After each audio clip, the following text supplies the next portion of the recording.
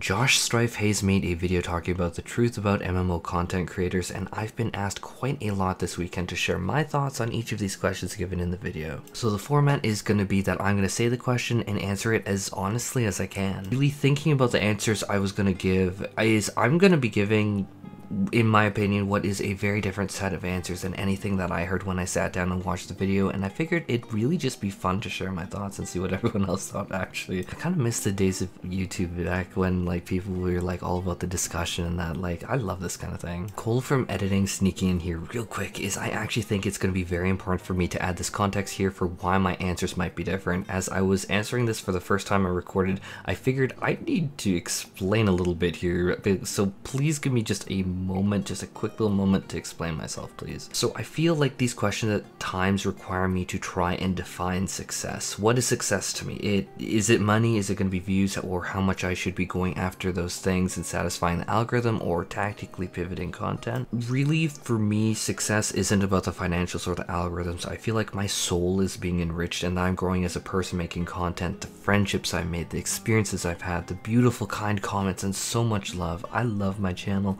I love my viewers, and you have enriched my life, my soul, and taught me so many awesome things. It made me feel so happy. But the reality is that I work a full stack software developer job, and I am also in a long-term relationship, hopefully taking the next few major steps soon in life, which is kind of where more of my attention has been, guys, if I'm super honest. But he's like an actual doctoral scientist working a job where he works every single day to genuinely improve the world, and I am so proud of him, which really forces me to be real here. I will never be able to be a full-time content creator, at least not with the current state of things. I would need to literally be making something like 40 times what I do from my current YouTube revenue to make what I do at my day job. It's simply not possible, as I'm working tirelessly and saving every single penny I can towards being a first-time home buyer in this market. That is my goal, not to mention the rising cost of food and the rest. It's really scary time for me. This is a huge pivot point in my life, and I need to save every penny. And I don't see myself as failing. I'm proud of it, like this channel and what I've done of this community, and I've averaged like 10k views a day for months at a time.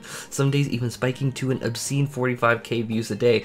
Usually that's if I do a really good summary video that like takes off. But like, those numbers are mind-blowing for a channel of my size, and in all really healthy for a subscriber base of my size. Like, I have a total of about 5.3 million views on this channel. I am so proud of what I've done as an introvert. Like, when I say it has enriched my soul, I'm not joking. This is like huge. I love my channel. I love my viewers. It's added so much to my life, which is exactly why I do what I do. To make that very pointed, because some people are going to be like, okay, like, cut to the chase, is my content is driven more out of love and community than money or algorithms. If one day I do not enjoy what I'm doing, or I'm put in a position where I need to pivot my content in a way that does not make me feel like I'm morally aligned, like it doesn't ignite that spark of passion in me, or I feel like I'm betraying myself or those who inspire me, I will absolutely quit. So when I was going through a lot of these questions, when I sat down and thought about them, a lot of them forced me to try and define success, and to me,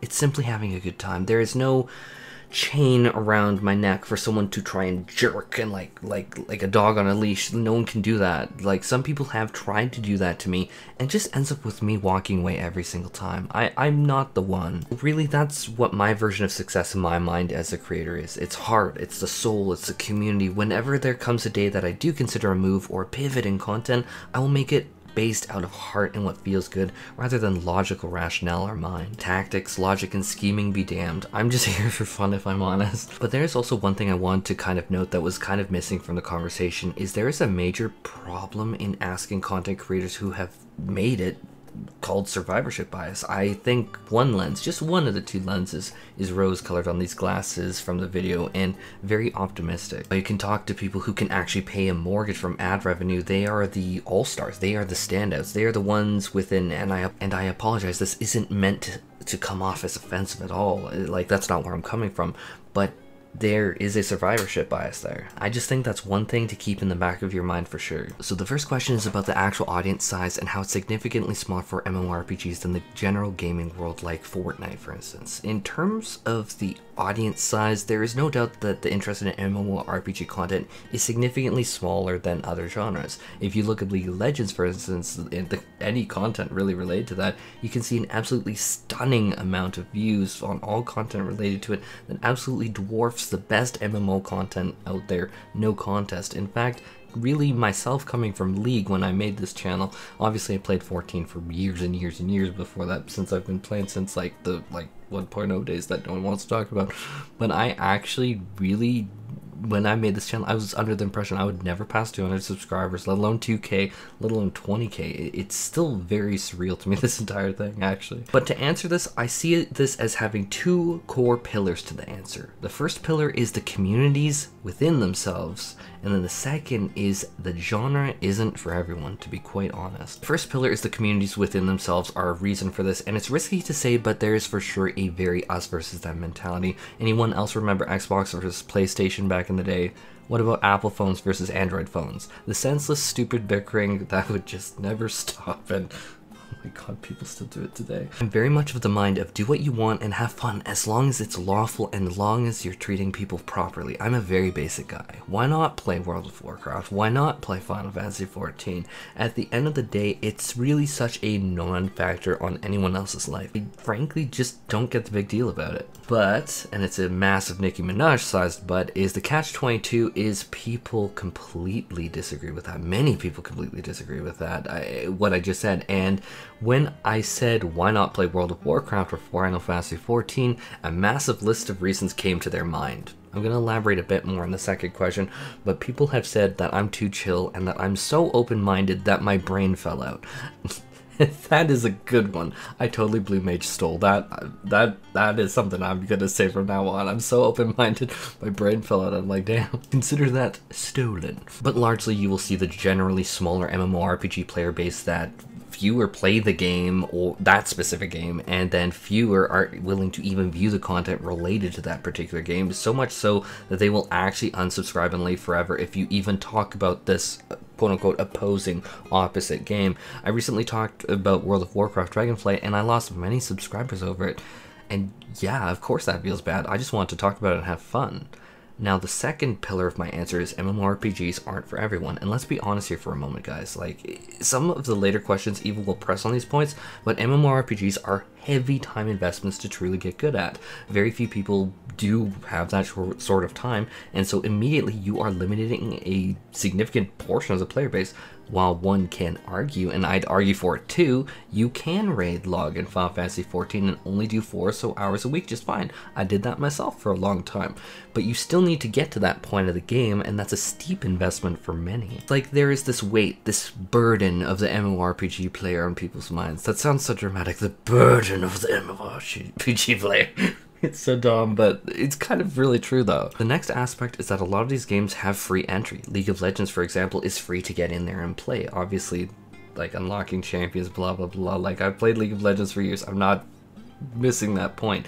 But for a lot of people, like, paying a subscription alongside recurring expansion fees, alongside that baseline fee to even get up and started, that is a lot to swallow. Not to mention, I was just talking about things like I'm saving up for a house, the cost of food, like I am saving my pennies, and I am like stressed about like, what am I doing next? What is gonna happen this year? So when you talk about doing that and then you're paying all these fees, that is a lot to ask some people. That is actually a real lot. Now, a kind of third point about why MMORPGs aren't for everyone is a lot of people, frankly, are put off of social elements in games. There are immediately a few names rushing to my mind of people that reject completely the idea of needing to socialize, join a guild, get along with people. Hopping on Discord and talking, ugh, terrifying. But for all of those examples that came to mind, they really didn't last long. And that's not me trying to be catty, they just moved on from the game. It wasn't for them. Just clarify that out the gate. Not meant as catty, not meant as petty. Just not the kind of thing that they wanted to do. It's kind of ironic, but League of Legends, Dead by Daylight, Overwatch, Fortnite, and such have such a big appeal for a lot of people because there is no burden of getting a raid group together and making friends and not being a toxic piece you know, for like getting the content done. For a lot of people, that's hard. Question 2 is the toxic response from extreme fans, and this is such a risky question to answer because I've suffered the brunt of it many times, and definitely not just from fans but also from other creators, and I'm gonna go through kind of a timeline of it because like how it has impacted me has like evolved over time. Like when I first made this channel, I was met with an alarming amount of gatekeeping, picking apart every single piece of me. Like, you do not want to know how many comments I got about my voice, and I'm like, oh my god, stop.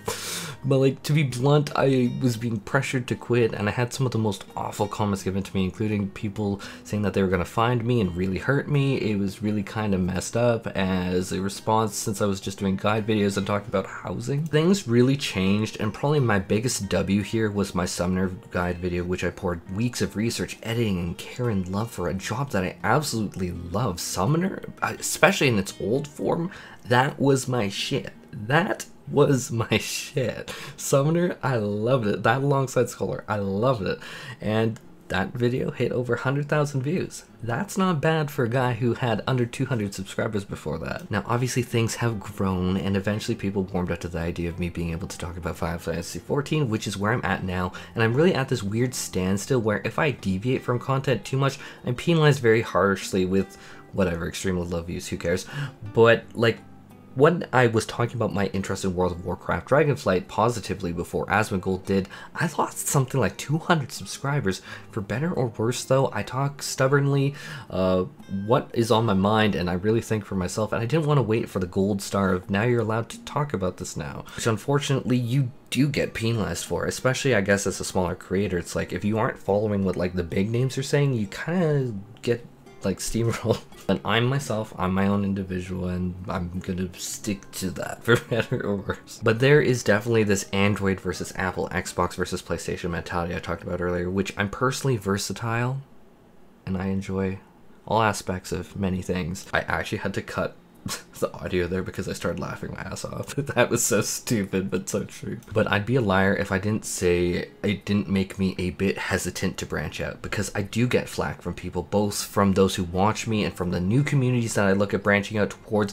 that consider me an outsider. Heck, I followed that mentality. I'd have to make content on League of Legends and Call of Duty for the rest of my life, since those are the games that I've technically played the most of my life alongside 14. This is one reason why you saw me saying the don't gatekeep in Final Fantasy 14 videos. Like, I was talking so much about it on my channel because I'm just like it sucks when people did it to me, but unfortunately no one's really making the videos about don't gatekeep the 14 creators trying other games. Unfortunately, ow. Ow. And to conclude this point though, it isn't even about the so-called toxic trolls. Sometimes it is the community members too, and obviously I'm not going to name names here, but there have been creators who are still around who quite literally befriended me explicitly for the promotion of their content and to try and get ahead on Twitch ranking, social media, whatever. The social ladder apparently is a term people actually use, which is mind-blowing to me that there's actually a term for it, which I don't even stream, which makes it even crazier in some instances. But as soon as they utilize my connections to grab onto people with even bigger followings, they drop me like it was an actual piece of trash. Like, for real, like I was the used pop can. No drama, no tea spilling, just when people say the toxicity is only from the community members, I'm like, no, that's not true. 3 names immediately are popping to my mind that did this over the past 2 years. Mind you, 3 instances over 2 years. I'm sure the bigger creators can list like probably like frigging 50. What I will say is that it was extremely way more damaging to me emotionally to be used and discarded like that by someone who forged that connection, that friendship with me, and I thought cared about me, and I obviously cared about. Like, make fun of my voice, call me a faggot, and I can say that because hello. But that hurt. We do have a really toxic element to content creation from this front too. Take the mean comments over that any day of the week. That kind of messed me up for a bit because it was like, oh my god, that hurt. Question 3 is the risks of general genre channel versus specializing in a particular game, which I would be on the end of specializing in 14, which seems this question kind of seems like a tactical question on how to really sort out your content, and I guess in a way this pushes me to now kind of like, as I said at the very start of the video, because this is me editing this one too, is kind of pushing me to define success in a way. And here is where, if I'm answering in an honest, transparent, and genuine way, I need to deviate from the pack. And as I was answering it the first time I recorded, I figured I need to explain a bit, so just refer to the start of this video with the context about me and why I'm making content. But if there ever comes a day that I do consider a move or a pivot in content, I will make it based out of heart rather than logical rationale or thinking too much about it. Currently, my heart sits with the Final Fantasy XIV community, a community that I actually made a video saying it saved my life, and I meant that. That's not something that I can really put into words or rehash here like quickly, but it is very real and very true aspect of it for me. But one day that will have to change. One day the community will change. One day the content will change. One day the servers will go off and my heart will need to go on. My heart will go on. And I pray that I can move forward with dignity and grace and the love of a community with me to my next destination, or multiple destinations if I'm given that choice. In terms of the answer to this question here, my biggest fear here would be more about me disappointing the people around me and the community that raises me up, that gives me life. Like, to hell with this pocket change and this petty ever-changing algorithm. I hate this algorithm so much that frankly I don't care to try and appease. I just don't care. It's going to be about the people. It's going to be about the soul. Question 4 is the time that it takes to finish an MMORPG, and really this is a bit tricky. The entire appeal of an MMORPG is that you're immersing yourself in a world where you are that character. You are building yourself up stronger and stronger to tackle on more challenges. And it's an interesting dilemma about the pilot versus the aircraft. But as you're building up that character, that aircraft, you're also learning mechanics about that world. You're gaining expertise, and so both you as the pilot and the aircraft that you're piloting is going to be improving at the same time. Like, you could give my character to Sprout. They wouldn't perform well in Raid. Likewise, you could put me on a brand new character, and obviously the gear would impact me, but I could get through it. Now, the problem is content drought in games is also a very real thing. It's a very big problem, actually, that some games have hit the wall very hard on. You spend all this time through a happy path leveling for some hours and then hit a wall. At that point, I can speak for myself for many other different games where it's always felt miserable, where I wanted more and there wasn't more. One example was I really loved leveling in Warlords of Draenor on my alts, but then I hit endgame and hated the game. Maybe I shouldn't say that, but that just comes to mind because I love Warlords of Draenor level. It was like, there was like this leveling path that I like followed with this add-on. It was so good. Like, I enjoyed the leveling process more than the endgame. Sorry guys. But yeah, it's always felt miserable when I wanted more and there just wasn't more. Just a problem with the idea of anyone being able to really specialize in any game. It does take a long amount of time, and I don't view that as a bad thing. In fact, I think that this would be that the viewers' goals and what they want out of the content just isn't realistic. If you are expecting someone who is like a generalist MMORPG player to somehow have specialist knowledge and everything, you have got to be kidding me. Like, we are human. That's not possible, dude. More to the point is, I really don't think it's a bad thing. In fact, I think most MMORPG players, myself obviously included, would find it very jarring to hear people state they wanted MMORPGs to take less time, to have less world to explore, less raids to do, less dungeons to explore, less relic weapons to do, less what do you call them, criterion or variant dungeons to do, less skills to unlock and build and theory craft. I think that would shock most people if you said that. Like, factually, I recently did a 7 reasons to play each of the jobs in Final Fantasy XIV series, and I'm down to my last few jobs, and each of those videos got maybe 2,000 views, but each of them took probably 12 hours of gearing up, getting a handle on the rotations, setting up the user interface, actually taking them into Savage Raids, and getting those Savage Raid clears. That was my quality control, is I needed to clear the P3S nightmare fight and P1 and P2 and then the extreme trials on a job before I would comment. That was my bar of quality control. But 2,000 views, if you ask someone who was in it for the subscribers, the money and such, it would be a laughable failure. Congrats on the pocket change for the, what, 12 hours over 17 jobs? Like, actually laughable and pathetic, you loser. But I'm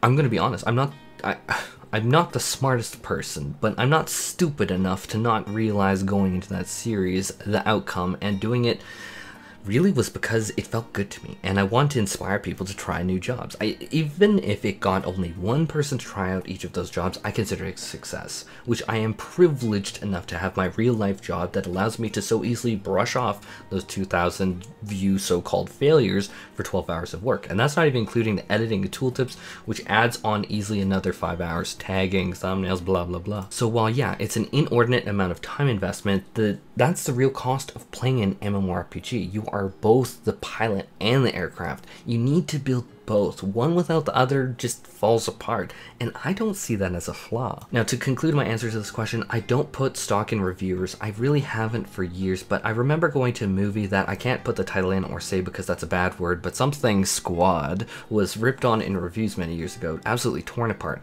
But I love that movie. Hell, even take the new Obi-Wan series, or as many friends know him as Daddy. But I actually fangirled over that series. But if you open YouTube, you'd actually think it was the newest installment to the 6th Ring of Hell. I personally enjoyed the series. I thought it was fantastic. I am 100% going to lose subscribers for saying that, but I actually loved the stupid TV series. I found it so good. But that's me. I've never really placed stock in someone else's review or thoughts, or I used to when I was really young, and then I realized, wait, I don't agree with all of you people. I usually wait to see the game footage or demo for if I myself like it, and then I dive in. Call me what you want, but sometimes I even mute creators and just literally sit there watching the footage for early access. If others do that to me, no harm, no foul. I'm not here to patronize people or make myself a saint. I'm not. But the switch is when it comes to content where I currently main barrier healers and have since 2.0 in Final Fantasy 14, which I guess is the first time you could be one. But I've done just about everything and anything that you could want to do on Scholar, and working with the new Sage job added with Endwalker, I'm slowly getting down the bucket list of doing anything and everything with it, but I've done so much with it. But nothing makes me cringe more than seeing people rip on Sage and Scholar without even having seriously played it. And people may be like, wow, that makes you such a jerk, how elitist and toxic. But I disagree. If you're going to make a critique on something like Scholar without actually learning it and taking it through its paces, and you tell me Scholar should be deleted and it's a bad healer because it doesn't have Medica 2 that you can mash non-stop for 15 GCDs in a row while the party's max health, I shouldn't have to respect your opinion. I will respect your right to say it, but I am going to think that you are uninformed and talking out of your ass. Just the same as I get in my comment section whenever I make a slip up, and yes, many people over the years have unironically said, delete Scholar, it's bad, it's a trip. Question number 5 is about the time-sensitive nature of MMORPGs pushing creators to make repetitive videos. This video in and of itself is an example of a commentary or an opinion video. This is going to be something where you are going to be able to ask many different people these questions and get a refreshing answer and take. Like, my answers, I can already tell, are very different from everyone else's that I was listening to before. But this is just me speaking from the heart with my particular viewpoint. Like, my answer to, like, the context set the tone for the video and put me in a very different box than what most other people are going to be in. But in stark contrast, there are only so many videos that can rehash patch notes and live letters and add distinct flavors. I've become well known as the person who condenses the information into the tiny slices of information, and I work really hard to get that condensed summary out as soon as I can. Like, I'm going to be ready on the 12th with a live letter to do just that. It's kind of funny because I actually do plan weeks in advance. When are you going to do this? How are you going to do that? I'm dumb that way. I don't know if anyone else does that. But in stark contrast to my condensed summaries is you'll often see videos of 30 minutes or an hour go up with extremely large, elaborate, and valuable opinions. Valuable. But I think here that there is still some diversity in that, but there are only so many ways that you can remix that. One failing of recorded content, whether it's audio or video, is it's tricky to update it. As a game evolves and progresses, things change. There's an inescapable expiry date on a video on MMORPGs. In fact, my old summoner guide that I mentioned before is now an antique, useless for today's summoner because they gutted it, but an interesting story and history lesson nonetheless. But I think content needing to be updated is just a fact of life with this sort of medium. I have videos about patch 5.3 patch notes, like that's very, very old, and we've long since passed that point with Final Fantasy 14, and on the 12th I'm doing that live letter, so that's just kind of how that is the space we're in. for better or worse. Personally, I say better because I like the evolution of my game. Question number 6 is I've never really done an impressions video, and honestly, I think I'd be the worst at it. The actual worst. I am by any and all means an actual ditzy himbo, not the word choice of myself, but the word choice of others. So I'm actually kind of like a derpy himbo in real life with a non-stop plethora of horrifically dumb jokes stumbling over my own feet, and I get to at least pretend I have some air of dignity and refinement here. Guys, I get it. Not much, but some. But a first impressions video with me would be something like watching a train wreck. Ooh, what does this button do? Ooh, oh no, we just went flying off a bridge. Oh god, a dragon. Everything's gone to shit. I haven't been fully stupid here, and thankfully people have been spared me streaming because I haven't found the time lately, or well, honestly, the entire past year, there's just been no time. Life has just been so crazy for me.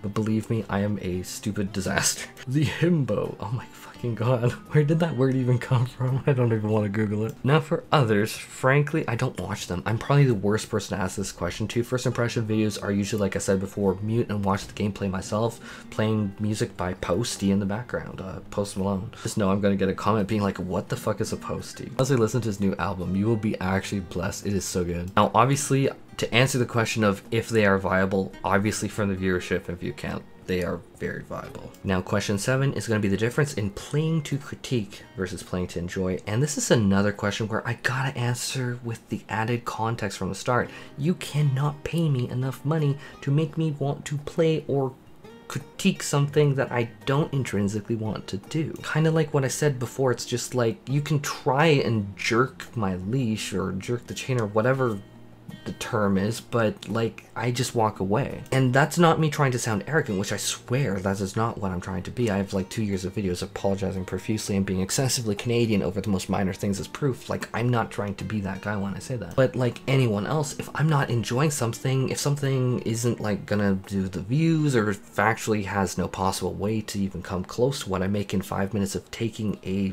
gassy shit, like why would I subject myself to it? I mean, real talk, given that, I don't think anyone would really choose to do that. Now, if you were interested in pushing monetization and viewership and had the base to actually do it, then absolutely get to the grind. Like every time I need to create another basic create, read, update, delete API endpoint, we lovingly call them CRUD API endpoints, and I'm just like, that is the most accurate name. They are so boring, but it drives me to roll my eyes into Saturn. But that is my grind. That's my burden to bear. That is what I need to do to save up that down payment for a house. That's my burden to bear. Obviously though, as a human with soul and feeling, I don't want to see anyone subjected to do something that they don't enjoy, especially in a video game. I think that's horrible. In an ideal world, I'd want someone to only talk about things that they actually loved and were passionate about. So in an ideal world, speak only about passions. But in a practical sense, if you're trying to monetize your critique, then that's kind of the value that you're adding, and that's something you will need to focus a bit on. Of course, an ideal middle ground is playing to enjoy and being able to grow from that. I think there's something in that that we can all aspire towards to obtain. Which brings me to my final words about creating content. I say do it because you want to. I've done YouTube for about 2-ish years now, and I can tell you that the first 1,000 subscribers were brutally hard to get. I had to slam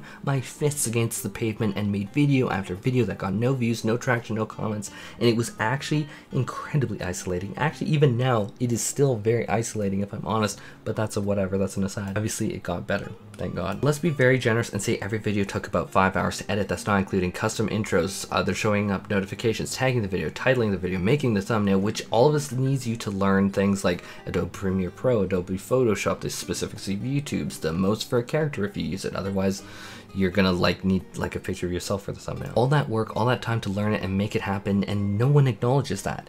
You need to be okay with that. You need to be like, this video in and of itself, probably from the duration, will not pass 1,000 views. I would be shocked. But you need to be okay with that. Because if you aren't gonna be okay with that and you quit after like the 10th video with what, like 30 views, 0 comments, and you have 2 subscribers that are both bots, you're not gonna make it. While people might laugh at my subscriber count, be like, blah blah blah, 20k. 20k is a huge achievement, especially for an introvert like me, and I'm actually very proud of it. There will be people that scoff at that and say that they can do better and I'm dumb, and then they're gonna try and quit before they hit 10 subscribers. There's gonna be people like that. And now on the flip side, of course, there are others that will succeed. We have 2 names of people that rose up in our community in 14 at an absolutely mind-blowing pace that none of us in this community have seen before. I have bookmarked over 50 channels that rose up, some even hit 5k subscribers and then died out the past few months with with no uploads in the community. It's not for everyone, and hell, even my mentality of not giving a damn might have helped this. Like, take my last video talking about the special site update for patch 6.2. That had 1.6k views.